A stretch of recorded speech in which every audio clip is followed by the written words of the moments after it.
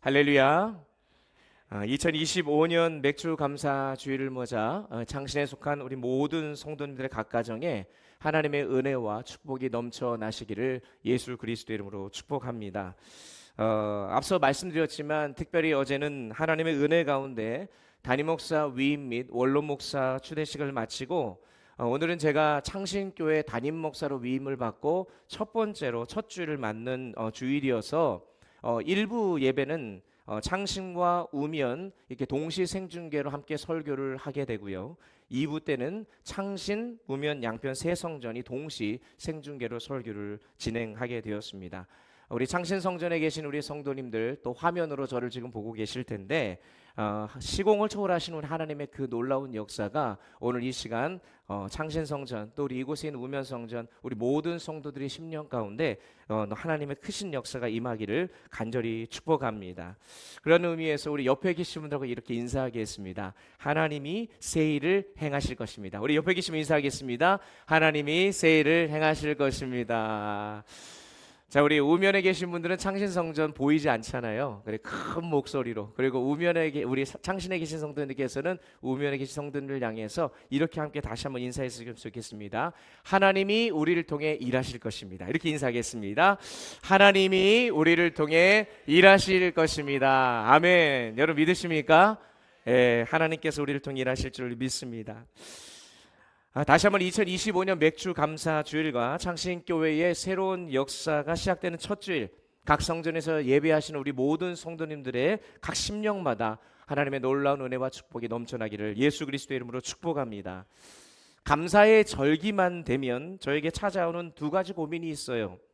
하나는 매년 반복되는 절기이기 때문에 어쩔 수 없이 그 절기가 되면요, 동일한 본문, 동일한 설교 또 비슷한 본문을 가지고 이 말씀을 나눠야 된다는 부담감이 있습니다.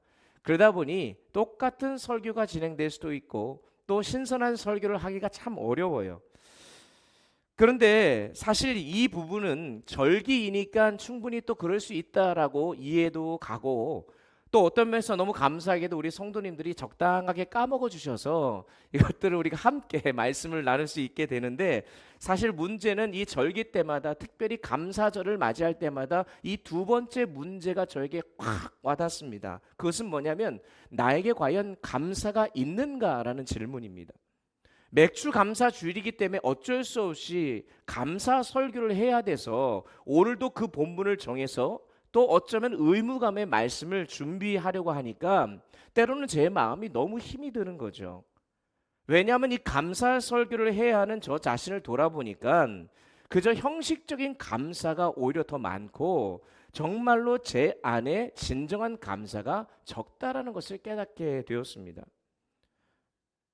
사실 제가 어제 위임 인사를 드리면서 웃는 게 아니다라는 말씀을 드렸는데 여러분 기억하실지 모르겠습니다.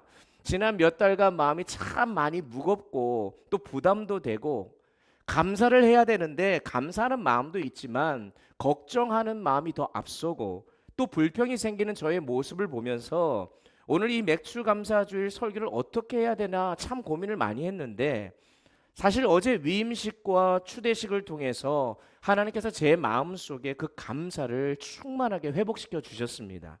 정말 모든 것이 다 주님의 은혜이더라고요. 다행히 그 감사의 마음이 회복되어져서 오늘 이 강단에 서서 함께 말씀을 나눌 수 있게 되어 얼마나 감사한지 모르겠습니다. 여러분은 감사하고 계십니까? 이 시간 여러분의 심령에 감사가 충만하세요? 사실 우리가 살아가는 이 세상을 보면은요, 형식적인 감사가 너무나도 많습니다.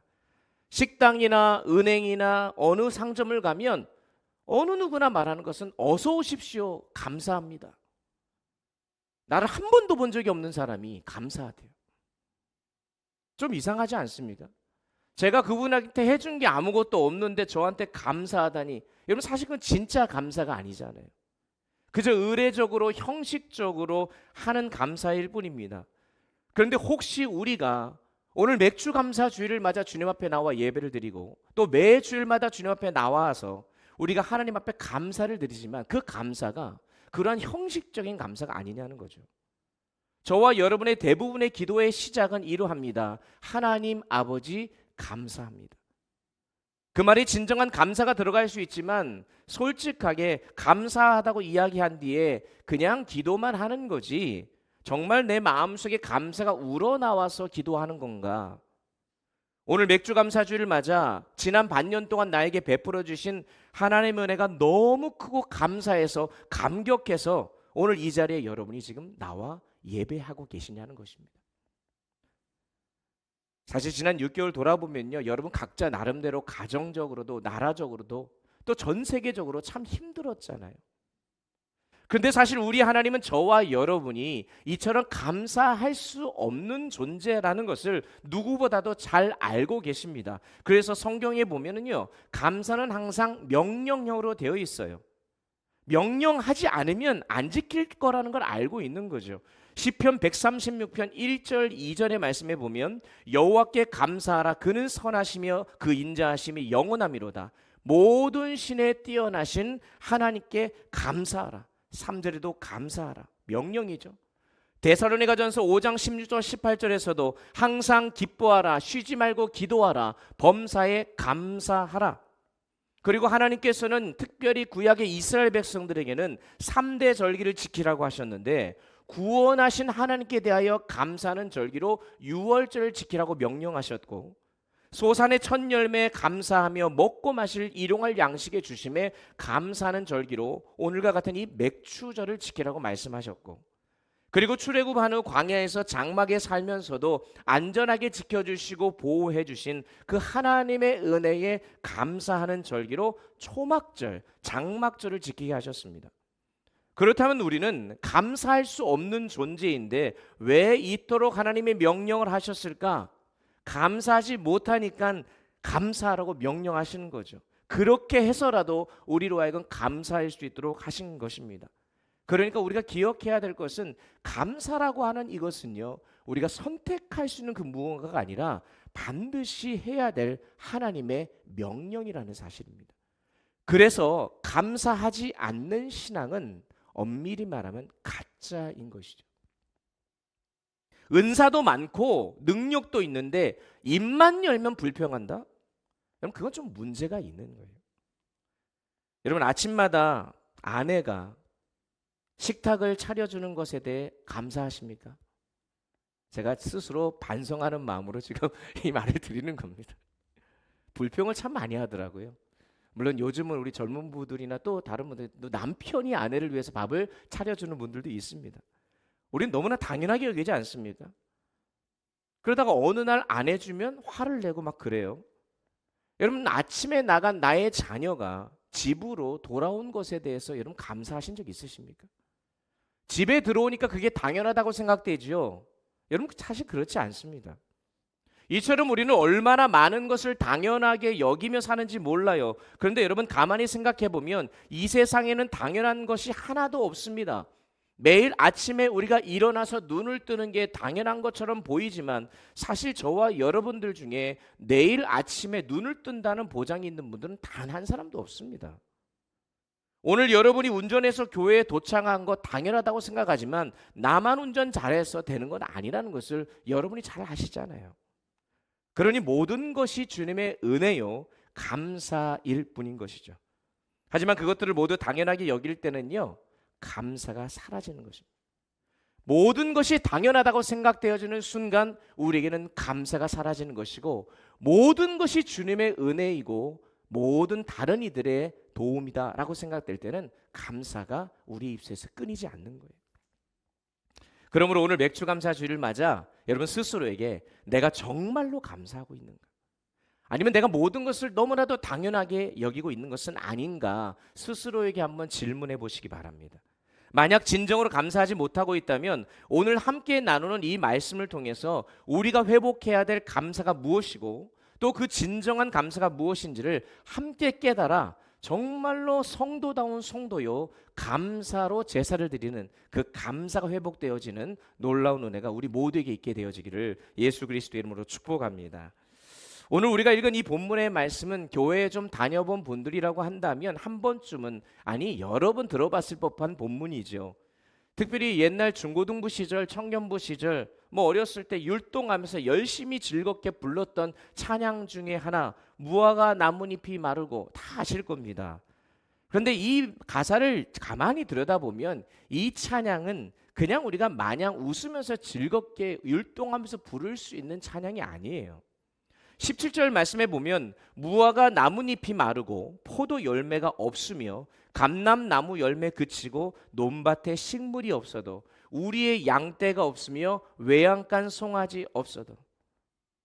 여러분 없다잖아요. 근데 이런 상황에서 우리가 어떻게 부릅니까? 무화과 나무 잎이 마르고, 재밌게 참 불러요. 부르는데 이게 무슨 의미인지 모르고 우리가 부른다는 거예요.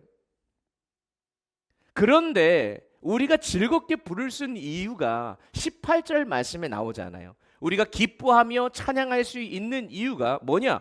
나는 여호와로 말미암아 즐거워하며 나의 구원의 하나님으로 말미암아 기뻐하리로다. 아멘. 여러분, 지금 이 말씀은 엄청난 말씀입니다. 무화과 나무, 포도나무, 그리고 감람나무는요, 이 팔레스타인 지방에서 식용으로 사용되는 아주 중요한 나무들이에요. 이 나무들이 마르고 열매가 없다, 소출이 없다는 것은 먹을 것도 마실 것도 없는 아주 절망적인 상황이라는 뜻입니다. 그런데 오늘 본문을 쓰고 있는 하박국 선지자가 뭐라고 얘기해요? 즐거워하고 기뻐한답니다. 여기까지는 괜찮습니다. 그런데 이번에는 우리의 양떼가 없대요.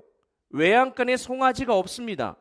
여러분, 양이나 소는요, 이스라엘 백성들의 생업인 유목과 농경 생활을 위해서 가장 필수적인 동물들입니다. 그런데 양이 없고 소가 없다는 것은, 이것은 그들의 삶과 생명을 유지할 수 있는 것들이 완전히 무너진 상태를 말하는 거예요. 그런데도 하박국은 어떻게 했다고요? 즐거워하고 기뻐했다는 거예요. 여러분, 이게 말이 됩니까? 오늘날로 이야기하면 아침밥을 하려고 하는데 쌀독에 쌀이 없는 거예요. 자동차를 타고 가려는데 기름이 떨어져 버렸습니다. 그 시동이 안 걸려요. 신발을 신고 나가려고 하고 양말을 신려고 했는데 구멍이 나가지고 발가락이 탁 튀어나왔다고 생각해 보십시오.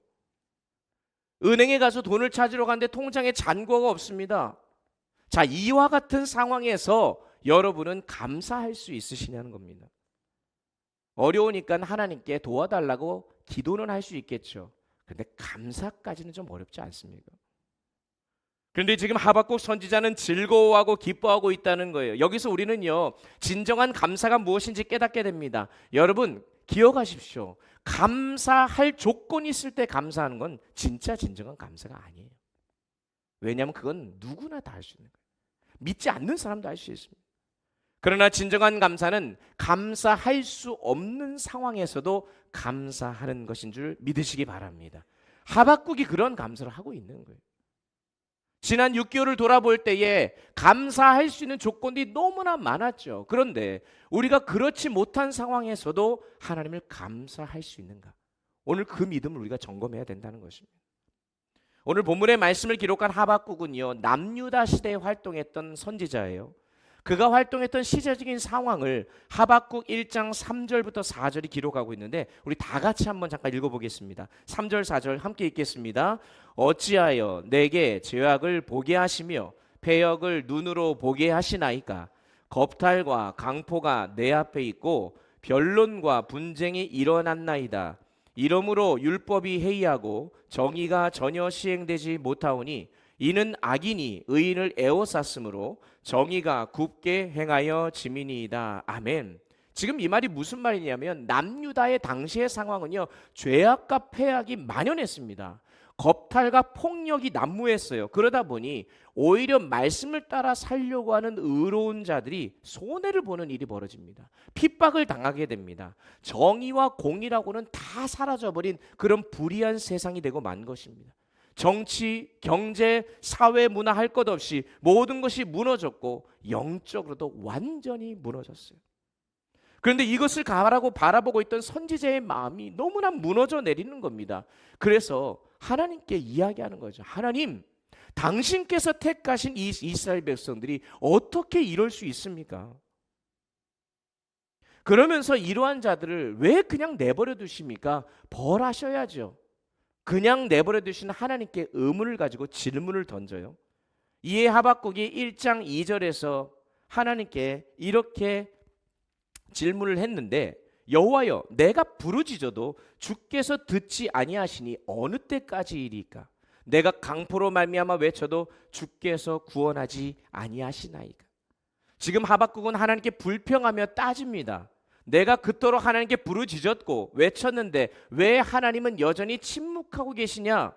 여러분, 그러자 하나님이 뭐라고 말씀하시냐면, 하나님께서 이방 나라 바벨론을 일으키셔서 그래, 네가 원하는 대로 이 남유다를 치겠다라고 말씀합니다.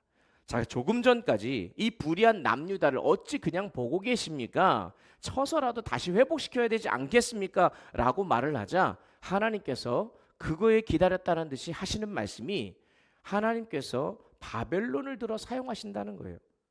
그러니까 이것을 들은 이 하박국이, 하나님 아무리 그래도 하나님이 택하신 백성인데 하나님을 믿지 않는 저 더 악한 바벨론을 들어 어떻게 치실 수 있습니까? 라고 반문하는 겁니다. 뭐 이랬다 저랬다 합니까? 도대체 지금 어떻게 하라는 거예요? 꼴에 자존심은 있어가지고 당시의 상황을 보면서 답답해하면서 하나님 이걸 그냥 내버려 두겠습니까? 라고 질문했다가 하나님이 답을 주니까 하는 말이, 하나님 그래도 택함 받은 백성들을 택함 받지 않은 자들 통해서 어떻게 벌할 수 있습니까? 이런 얘기를 한다는 거예요. 결국 하나님이 남유다가 당할 무서운 고통을 보여주시니까 하박국이 하나님의 그 주신 그 말씀 앞에 자신의 심정을 오늘 본문 3장 16절에서 기록하는 것이죠. 내가 들었으므로 내 창자가 흔들렸고 그 목소리로 말미암아 내 입술이 떨렸도다. 무리가 우리를 치러 오는 올라오는 환난 날을 내가 기다림으로 썩이는 것이 내 뼈에 들어왔으며 내 몸은 내 처소에서 떨리는도다. 그런데 우리가 앞서 살펴본 대로 17절에 와서 갑자기 분위기가 바뀝니다. 16절에 내 창자가 떨린다라고 고백하면서 이방 나라에서 남유다 백성들이 이 공격을 당할 것에 대한 두려움을 토로했던 이 하박국, 17절에서 갑자기 하나님 앞에 탄식하고 원망하던 하박국이 하나님으로 인해 즐거워하고 기뻐한다고 고백하고 있어요. 여러분, 도대체 무슨 심경의 변화가 있었던 것일까요? 상황은 하나도 달라진 게 없어요. 오히려 더 악화되었습니다. 질문 잘못됐다가 오히려 더 엄한 응답을 들은 거 아닙니까? 그런데 어떻게 이 절망적인 상황에서도 기뻐하고 즐거울 수 있다고 고백합니까? 여러분, 그것은 다른 것이 아닙니다. 하박국은요, 하나님이 진짜 어떤 하나님이신지를 깨달았기 때문입니다. 즉 하나님의 섭리를 깨닫게 되자, 그가 하나님의 섭리를 모를 때는 불평이 쏟아나오지고 탄식이 이루어졌었는데 하나님이 어떤 분인지 알고 나니까 그것이 감사로 바뀌게 되었다는 거예요. 지금은 이방 나라를 통해 남유다를 완전히 무너뜨리는 것처럼 보이지만 그것이 궁극적인 하나님의 목표와 계획이 아니라는 것을 깨닫게 된 것이죠. 하나님이 그들을 버리는 것이 아니라 오히려 이 일을 통해서 남유다가 회개하고 돌아오게 하셔서 다시금 하나님의 백성으로 회복하기를 원하시는 것이고, 그 악한 바벨론은 결국에는 멸망하게 하실 것이라고 하는 이 하나님의 큰 계획과 섭리를 하박국이 깨닫게 된 거예요. 여러분, 이처럼 하나님을 제대로 알면 감사하게 되어 있습니다. 하나님을 잘 모르니까 감사하지 않는 거예요.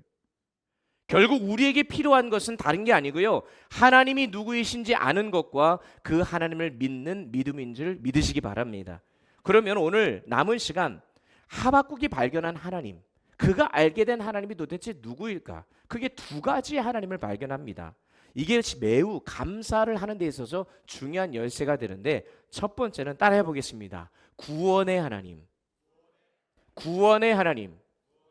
하박국은 구원의 하나님을 발견하여 하나님께 감사할 수 있었어요. 18절을 보십시오. 나는 여호와로 말미암아 즐거워하며 나의 구원의 하나님으로 말미암아 기뻐하리로다. 환경과 여건과 나의 상황과 상관없이 구원의 하나님을 만나면 감사가 일어난다는 거예요. 비록 이스라엘 백성이 지금은 그들의 죄악으로 인해 징계를 받지만 그들은 하나님의 택한 백성이고 애굽에서 그들을 능히 구원하시는 분이 여호와 하나님이란 사실을 이 하박국이 깨달은 순간 하나님께 감사할 수 있었다는 거예요. 야고보서 1장 2절에 보면 이런 말씀이 있어요. 내 형제들아 너희가 여러 가지 시험을 당하거든 온전히 기쁘게 여기라. 여러분 장난합니까? 시험 만나는데 어떻게 기쁘게 여겨요? 말도 안 되는 거죠. 그런데 여러분 구원의 하나님을 만나면 기뻐할 수 있다는 거예요. 어느 목사님의 이야기인데 그분이 소록도에 다녀올 기회가 있었다고 합니다. 혹시 가보신 분도 계신지 모르겠어요. 여러분이 아시는 대로 이 소록도라고 하는 것은 한센병, 소위 문둥병이 걸리신 분들이 계신 곳인데 소록도에 들어가면 또 거기도 교회가 있어요. 거기서 이제 섬기시는 목회자들이 계신데 예배 시간이 되니까 그 목사님이 교회를 들어갔는데 눈썹도 없고 손가락, 발가락도 없고 머리카락도 없는 분들이 하나 한 분 한 분 모여들기 시작했다는 거예요. 그리고 목사님이 말씀을 전한 후 그들과 함께 짝을 지어 서로를 위해 막 기도하는 중보의 시간을 가졌답니다. 그런데 이 목사님이 처음 그 교회를 방문해서 그 성도들과 함께 기도를 하는데 기도하는 내내 막 눈물이 흐르더라는 거예요. 왜 눈물 흘렸냐? 기도를 하는데 이분들이 너무 자신의 상황에 대해서 감사하는 모습을 보고 충격을 받아서 회개하며 감사를 하며 눈물을 흘렸다는 거예요. 도대체 이 사람들이 뭐가 감사할까 궁금했다는 거죠. 어쩌면 세상에서 버림받은 것 같고 저주와도 같은 그런 병에 걸렸는데도 어떻게 이들이 이럴 수 있을까? 근데 기도회가 끝난 후에 어느 한 장로님이 이분도 한센병에 걸리신 분인데 그 장로님이 이렇게 말씀하시더라는 거예요. 여기 소록도는 작은 사슴의 섬이라는 뜻으로 사람이 갈 수 있는 맨 마지막 섬입니다. 그런데 사실 아직도 우리가 또 가야 할 섬이 하나 더 있습니다. 그러니까 이 목사님이 도대체 그 섬이 어디냐고, 이 소록도 말고 또 있냐라고 물었더니 목사님 혹시 찌라도라고 아십니까? 그랬더래요. 찌라도. 여러분 들어보셨어요? 찌라도가 있어요. 저 소록도 어딘가에 찌라도가 있어요. 하지만 우리는 찌라도라고 하는 이 부분을 잘 모르시는 분이 있는데 찌라도에서 하나님을 만났고 그 하나님께 감사하며 살고 있다라고 이분들이 얘기하는 거예요. 알고 봤더니 그 찌라도가 오늘 본문에 나와요. 17절에 보세요. 비록 무화과 나무가 무성하지 못하며 포도나무 열매가 없으며 외양간에 소가 없을 찌라도 소록도 옆에 찌라도가 있는 게 아니라 찌라도 다니엘의 세 친구들이 느부갓네살이 세운 금신상에 절하지 않자 붙잡혀 죽게 되었을 때에 다니엘 3장 18절에서 이렇게 고백합니다. 그렇게 하지 아니하실지라도 왕이여 우리가 왕의 신들을 섬기지도 아니하고 왕이 세우신 금신상을 절하지도 아니할 줄을 아옵소서. 그렇습니다. 그리 아니하실지라도 이 감사를 소록도에 계신 분들이 하고 있었다는 거예요. 비록 자신들의 눈썹은 없을지라도 손가락 하나 없을지라도 하나님이 자기의 구원이 되어주신 것으로 인하여 그저 감사했다는 것입니다. 여러분 이게 어떻게 가능하냐고요. 구원의 하나님을 만날 때 그것이 분명히 깨달아질 때 감사할 수 있다는 것이죠. 그리 아니하실지라도 하나님 내 소원을 들어주시지 않을지라도 비록 내 몸이 연약할지라도 경기가 힘들어서 사업이 어려웠을지라도 구원의 하나님을 만나면 저와 여러분 모두가 이러한 감사를 할 수 있게 되어짐을 믿으시기 바랍니다. 그래서 구원의 하나님으로 인하여 즐거워하고 기뻐하는 이 찌라도의 신앙을 가진 하박국과 이 소록도에 계신 분들과 같이 저와 여러분 2025년 맥주 감사주를 맞는 오늘 이 시간 그 감사가 회복되어 주시기를 간절히 축복합니다. 두 번째 하박국이 만났던 하나님은 따라해 보겠습니다. 축복의 하나님. 축복의 하나님. 하박국은 축복의 하나님을 만나자 구원의 하나님에 이어 감사가 일어나기 시작합니다. 19절.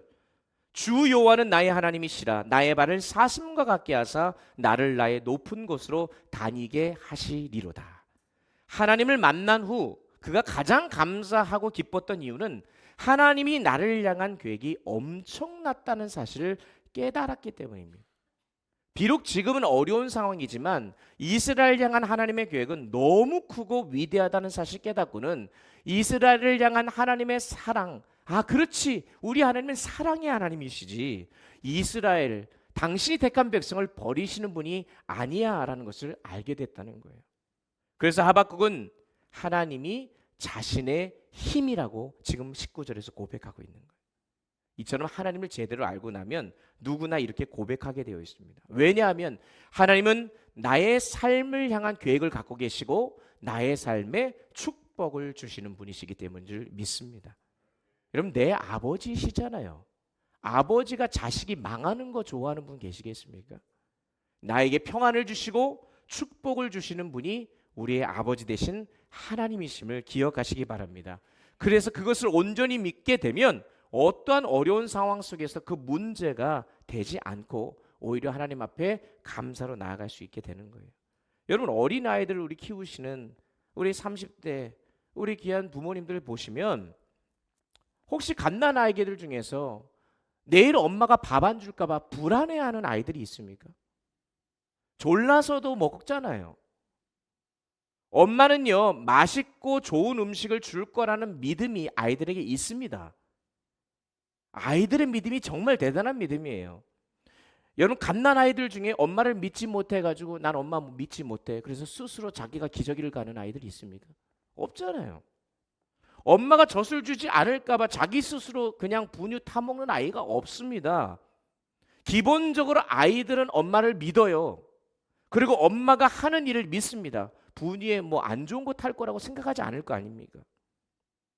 그러니까 엄마에 대한 아기의 믿음이라는 것은 엄마가 하는 모든 일에 대한 믿음입니다. 여러분, 이것이 믿음의 세계의 기본이에요. 그렇기 때문에 내가 원하지 않는 상황이라 할지라도 내가 믿는 하나님이 허락하셨다면 나의 아버지 되신 하나님께서는 그 하나님이 행하시는 모든 일과 계획 속에 분명한 뜻과 목적이 있음을 우리는 믿어야 한다는 것이죠. 다니엘은 사자굴에 들어가는 줄 뻔히 알면서도 하나님께 어떻게 해요? 기도했잖아요. 다니엘 6장 10절 보세요. 그냥 기도한 것도 아닙니다. 전에 하던 대로 하루 3번씩 무릎을 꿇고 기도하며 그의 하나님께 감사하였다라고 기록하고 있습니다. 여러분, 어떻게 이럴 수 있어요? 다니엘은요, 하나님을 향한 온전한 신뢰가 있었던 거예요. 나의 아버지 되신 하나님께서 행하시는 모든 일들 속에 나에게 복을 주시고 나에게 필요한 것을 채워주시는 분이라는 확신이 있었던 겁니다. 그런 믿음으로 달려나아가니 하나님께서 정말로 그의 믿음대로 사자의 입을 봉하셔서 놀랍게 그를 보호하시는 역사가 일어나게 된 것 아니겠습니까? 바울과 실라가 옥에 갇혔어도 원망하고 불평하고 낙심하지 않았습니다. 왜요? 그들은 하나님이 자신들을 지켜주시는 축복의 하나님을 깨달았기 때문입니다. 그래서 사도행전 16장 25절 6절을 보니까 그들이 기도하고 하나님을 찬송하고 감사하니까 옥문이 열리는 놀라운 역사가 일어나게 된 줄 믿습니다. 그렇습니다. 여러분, 감사는요, 믿음에서 나오는 거예요. 하나님에 대한 믿음입니다. 그리고 하나님이 하시는 일에 대한 믿음. 또한 그 감사는 우리의 삶을 어떠한 어려움 속에서도 건져낼 수 있는 힘과 능력이 됨을 믿으시기 바랍니다. 그러니 여러분, 2025년도 하반기를 우리가 또 출발하는 오늘 이 시점, 특별히 창신교회로서 새로운 역사가 시작되는 오늘 이 시간, 우리 안에 있는 여러 가지 많은 상황과 문제와 또 걱정되어지는 이 모든 것들을 다 내려놓고 우리가 오늘 이 시간 회복해야 될 것은 하나님을 향한 믿음, 그리고 하나님이 행하실 것이라는 그 믿음이 우리 안에 일어날 때에 우리의 입술에서 불평과 원망이 사라지고 감사로 제사를 드리는 우리의 삶이 될 줄 믿습니다. 어느 병원에 이런 글이 적혀 있어요. 10대의 자녀가 반항하면 그건 하나님께서 허락하신 자녀가 지금 거리에서 방황하지 않고 집에 있다는 것입니다.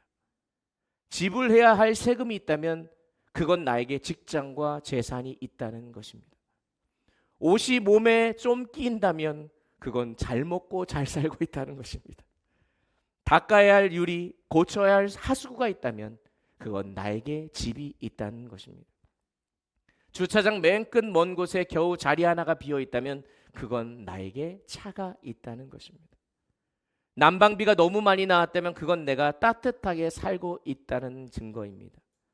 설거지할 그릇이 많이 쌓여져 있다면 그것은 그릇에 담아 먹을 수 있는 음식이 있다는 것입니다.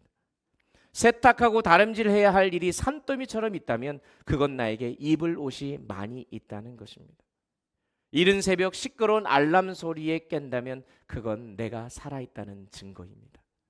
시도 때도 없이 카톡이 온다면 그건 나를 생각하는 사람들이 그만큼 많이 있다는 것입니다. 그렇습니다, 여러분. 감사할 수 없는 상황 속에서 관점만 달리하면 모든 것이 감사할 조건이 된다는 것이죠. 뇌성마비인 송명희 씨라고 하는 분이 유명한 그 시들을 쓰잖아요. 그 시가 찬양으로 바뀌어진 것들이 많이 있는데 그 중에 나라는 찬양이 있습니다.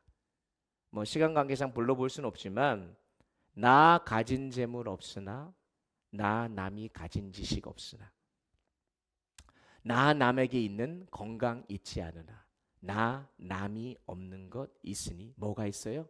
나 남이 못 본 것을 보았고 나 남이 듣지 못한 음성 들었고 또한 나 남이 받지 못한 사람 보고 나 남이 모르는 것을 깨달았다. 그러면서 찬양하는 게 뭐예요? 공평하신 하나님이 나 남이 가진 것 나는 없지만 나 남이 없는 것을 나에게 갖게 하셨습니다.